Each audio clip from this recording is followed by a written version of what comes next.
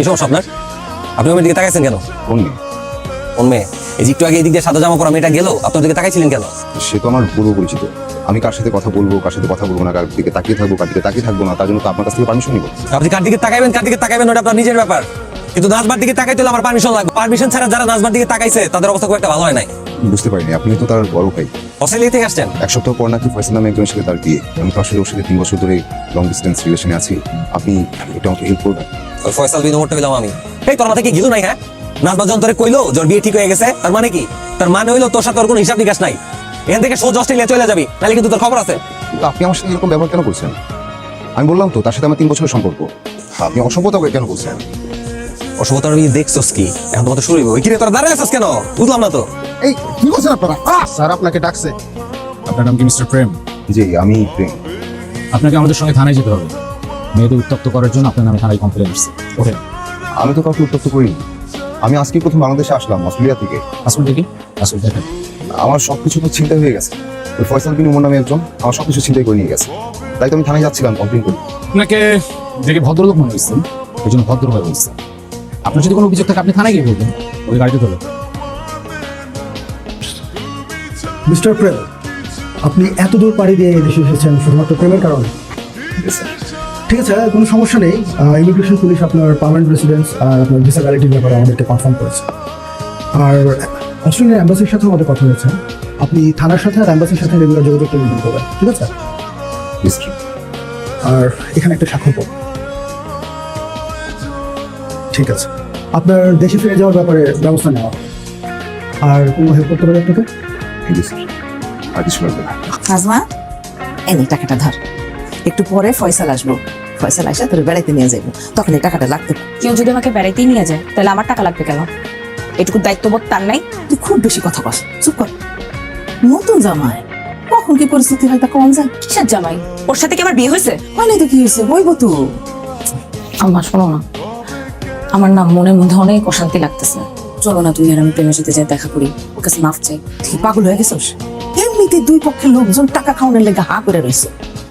তোর বাপ অলরেডি জরিমানা দিছে। এখন মুখ বুঝা বিয়েটা কইরা চুপ চাপ চলে যা। তুই নিজেও শান্তিতে থাক, আমাকেও শান্তিতে থাকতে দে। তোমার এখানে কেন আসছি জানো? তোমার এখানে নিয়ে আসছি কারণ হইলো ওই দিন তুমি পোলার লগে বইয়া ঢোলাঢুলি করছো, ওটা না আমার একটু ভালো লাগে না। আজকে তোমার এখানে নিয়ে আসছি তোমার সাথে খাওয়া দাওয়া কইরা, তোমার হাত ধুইরা, সেলফি তুইরা একটা পৈশাচিক আনন্দ নিব। আপনি তো ওখান থেকে এগুলো সব দেখছেন, তাহলে এইসব ঢলাঢলি ধরনের কথা আমার মনে হয় আপনার বলা উচিত হয়নি। আর সবসময় মুখটা এরকম গুণা করে রাখো। হ্যাঁ, তোমার সাথে আমার বিয়ে হইব তাই তুমি হ্যাপি নাই, এটা তো সবাই বোঝানোর দরকার নাই। বিয়ের দিন যদি দেখছি মুখটা গুণা করে রাখছো, খাপ প্রায়া হাসি বের করে নেবে। আর অন্যায় তো আমার, আসলে আমি প্রেমের সাথে ফান করতে যে ওকে বিপদে ফেলছি। আপনার যদি কোনো শাস্তি দিতে হয় আপনি সেটা আমাকে দেন, প্রেমকে ওর পাসপোর্টটা ফিরাই দেন। ঝুম বৃষ্টিতে ভিজতেছিস কেন? আম্মা, আবার খুব দবারকে আসতেছে, প্লিজ আমাকে একটু একা থাকতে দাও। ঠান্ডা লাগবে তো, চল আমার সাথে ঘরে চল। ঘরে আব্বার ভয় কাঁদা যায় না, তাই নিজের চোখের পানি লুকাইতেছি। কালকেই তোর বিয়ে, এখন যদি কোনো রকমে তোর ঠান্ডা লাগে তোর বাবা তো রাগারাগি করবে। আমিও তো তাই বলতেছি আম্মা, কালকেই আমার বিয়ে, আমার হাতে সময় আছে ঠিক কয়েকটা ঘন্টা। এরপরে তো আমি আর নিজের জন্য কাঁদতে পারবো না আম্মা। আর এমন একটা লোকের সাথে থাকবো সে তো আমাকে নিঃশ্বাস নিতে দিবে না আম্মা। কি বলছিস তুই? ছেলেটা খুবই ভালো, তোর বাবা নিজে পছন্দ করে তোর জন্য বিয়ে ঠিক করেছে। এতই যদি ভালো হয় তাহলে আব্বারে বলো বিয়ে করতে। আরে কি বলছিস তুই? আম্মা, তুমি আমাকে এক কাপ গরম চা খাওয়াইতে পারবা? ধোয়া উঠতেছে, কয়েক ফোঁটা কাগজি লেবুর রস। নাজমা, তোর কথাবার্তা আমার একেবারেই ভালো লাগছে না, আমার খুব ভয় লাগতেছে।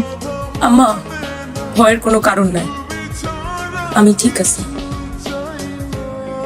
কিন্তু আজকে আমার খুব পাগলামি করতে ইচ্ছে হইতেছে আম্মা। আমার হাতে যতটুকু সময় আছে তারপরে আমি এমন একজনের হয়ে যাব যে নারীদেরকে সম্মানও করতে জানে না। জানে নাকি, শিখেই তো নাই। চল মা আমার সাথে ঘরে চল। না আম্মা, তুমি যাও ঘুমাও যাও। আব্বা আমার সামনে একটা বাড়তি কথা বলবা না। এমনি প্রেম করে তোমার পলায় বিয়ে করার পর পাও ধরতে ধরতে জীবন শেষ, বহুত কষ্টে মানাইছি। ভাও কথার জন্য যদি আবার চেতে না ওটা প্যাকে দুটো। তোদের অটো পাঠাইছি কখন? এত সময় লাগলো কেন আসতে? থাক বাবা থাক। তুমি এমন ভাবে বলতিছো মনে হয় তোমার জামাইয়ের জন্য এরোপ্লেন পাঠাইছিলা। যে একটা অটো পাঠাইছো 1 কদম আগাইলে 10 কদম পিছায়। শালি কই? ওই তো তোমার শালি চলে আসছে। তোমার নাকি পরের সাওয়ালের সাথে হেভি লাইন হয়ে গেছিল, বেশি কিছু হয়েছে না? ভাগাই দিলা কে? ভাগে গেলি তো ভাই, শেষ ভাগাই দিলা পোলাটা। আরে জামাই শালির সাথে মস্কারি বাদ দাও তো হইছে। নাজমা যা তো জামাই নে ঘরে যা। কাজী সাহেব শুরু করেন। রূপগঞ্জ নির্বাসী উমর আলীর ছেলে ফয়সাল বিন উমরের সাথে আব্দুল সুবাহানের মেয়ে নুসরাত জাহান নাজমার সাথে 3,10,000 টাকা দেনমোহর ধার্য করিয়া তাকে বলেন মা করুন বলেন আলহামদুলিল্লাহ কবুল।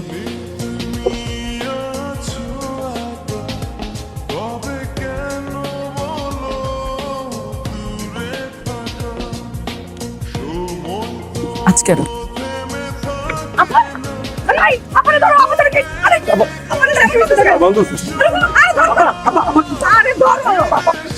আমি তোমাকে ডিস্টার্ব করতে আসিনি, আমি প্রমিস করেছিলাম তোমাকে বউর সাথে দেখব।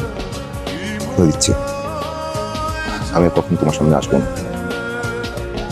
আমি অস্ট্রেলিয়া ফিরে যাচ্ছি আগামীকাল, আর কখনো ফিরবো না। আপনাকে এগুলো কেউ জিজ্ঞেস করছে? আর আপনি সবসময় নিজেকে এত মহান বানানোর চেষ্টা করেন কেন? আপনার ভালোবাসার সামনে এই আলোকিত বিয়ে বাড়ি, আমার পোশাক, সব মিথ্যা।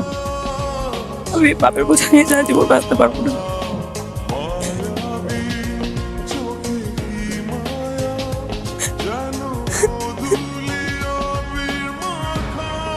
আমি আমার জীবনে কখনো কার করোনা চাই না, ভালোবাসার ক্ষেত্রে তো একদম না। বউর সাথে তোমাকে খুব সুন্দর লাগছে, তোমার যার সাথে বিয়ে হচ্ছে সে তোমাকে খুব ভালোবাসে। দেখলেন তোমার জন্য আমাকে মারলো পর্যন্ত। আমি তার সম্পর্ক নিয়ে নিজের সম্পর্ক করতে চাই না। আজ রাতে ঢাকা ফিরতে হবে। ওর একটা জিনিস,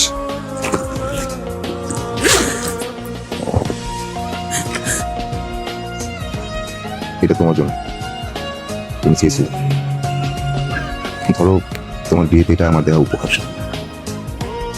আসি, ভালো থেকো।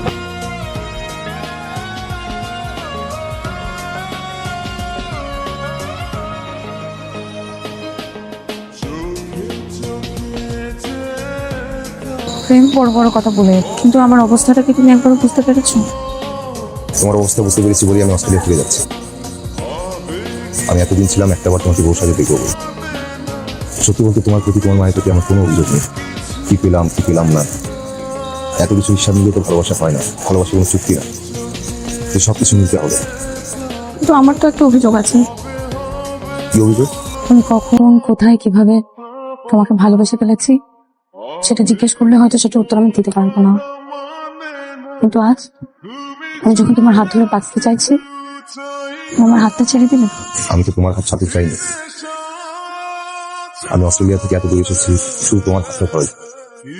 তাহলে এখনো হাত ধরছো না কেন?